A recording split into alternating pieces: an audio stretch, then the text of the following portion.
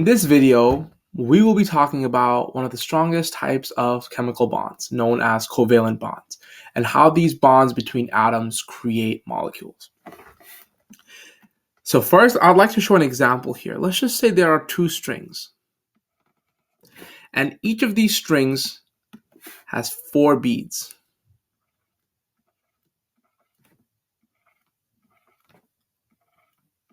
We can number them: 1, 2, 3, 4, 4, 3, 2, 1. If someone told you to connect these two strings together in the same orientation, I think the safest thing to do would be to connect and tie a knot here, right?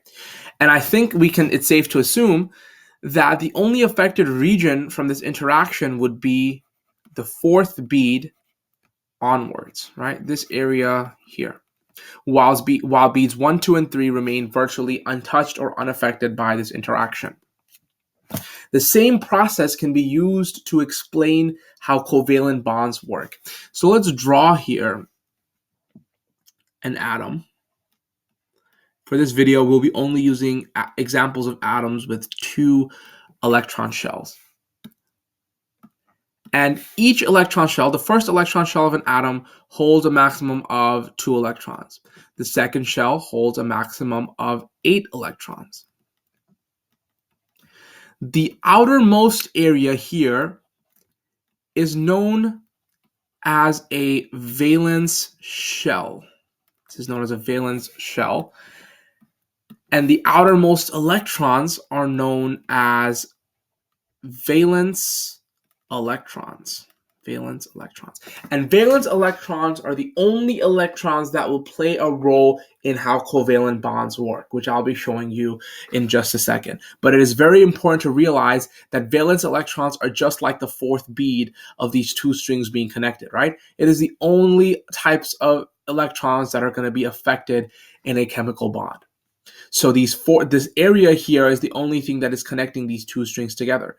1, 2, and 3 could represent, let's say, the first shell of this atom here, which virtually remains untouched and unaffected by this interaction. So with that being said, let's talk about the different types of bonds that you can have. You can have a single bond, a double bond, and so on and so forth. So let's draw a hydrogen atom. Hydrogen atom looks something like this. It has 1 shell, and we will use this here. Okay, so this is an H atom, another H atom with 1 electron in its valence shell, which is its first shell. Now we know that for an atom to be complete, we need it to have 2 electrons. This hydrogen needs 2 electrons. So let's just assume in this space here, there are only 2 hydrogen atoms that need to connect together. It would do so through a covalent bond. And this covalent bond would result in 2 hydrogen atoms that share each of their electrons. So now, in this atom here, atom number 1, we have 2 electrons, 1, 2. In atom number 2, we also have 2 electrons, 1, 2, fulfilling the maximum carrying capacity for this atom. And this is known as a single bond between 2 atoms. So the structural formula is H with a single bond to another H. There's another name for this type of bond. This type of bond is known as a nonpolar covalent bond. Essentially, all that means is the share of electrons between these 2 atoms are equal. Each atom has a certain level of electronegativity, which means how much it attracts other shared electrons towards itself. The more electronegative an atom is, the more shared electrons it's going to attract towards itself. Hydrogens have the same electronegativity. These 2 hydrogen atoms have the same amount of electronegativity, which means these electrons are shared equally, causing a nonpolar covalent bond. Another example of a nonpolar covalent bond that is not a single bond is the interaction between two oxygen.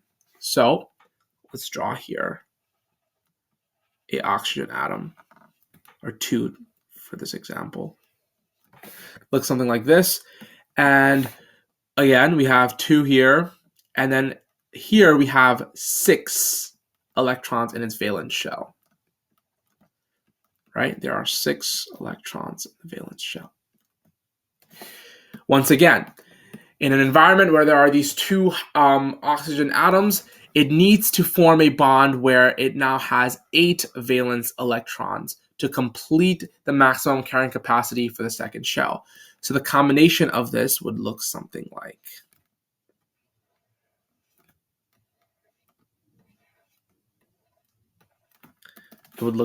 this, where you have 2 electrons here, 1, 2, 3, 4. It's going to donate its 5th and 6th here. Same thing with this atom, 1, 2, 3, and 4. It's going to donate its 5th and 6th here. And now we have 8 electrons per atom, fulfilling the maximum capacity. 1, 1.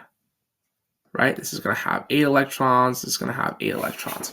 This is, again, a nonpolar covalent bond, as 2 of these oxygen atoms are equal in electronegativity. Therefore, the share of electrons will be equal.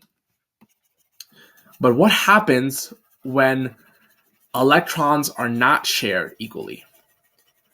When there is a more electronegative atom than another atom, it results in something we call the opposite of nonpolar covalent bond, and that is polar covalent bonds. One of the most famous examples in biology you will see of a polar covalent bond is the bond of water molecules. Let's draw it out here.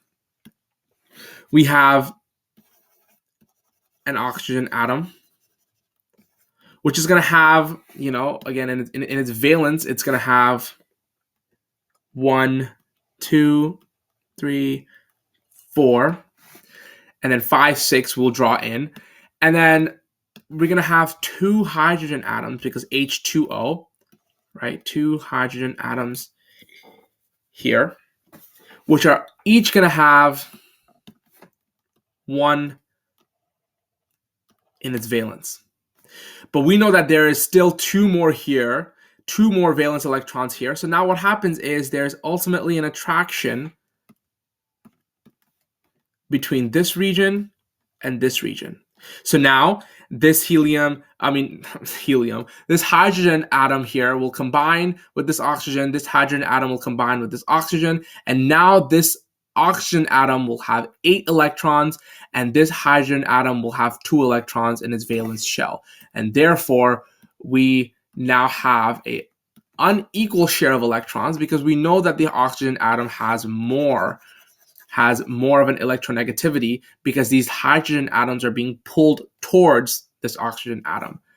Nonetheless, we have both atoms that has completed their maximum carrying capacity for each shell, and therefore we now have H2O. And we'll be going into deeper understanding of these bonds in future videos, but this type of bond, unlike 2 oxygens or 2 hydrogens, is a polar covalent bond, which means there's an unequal share of electrons between in this molecule here, this water molecule.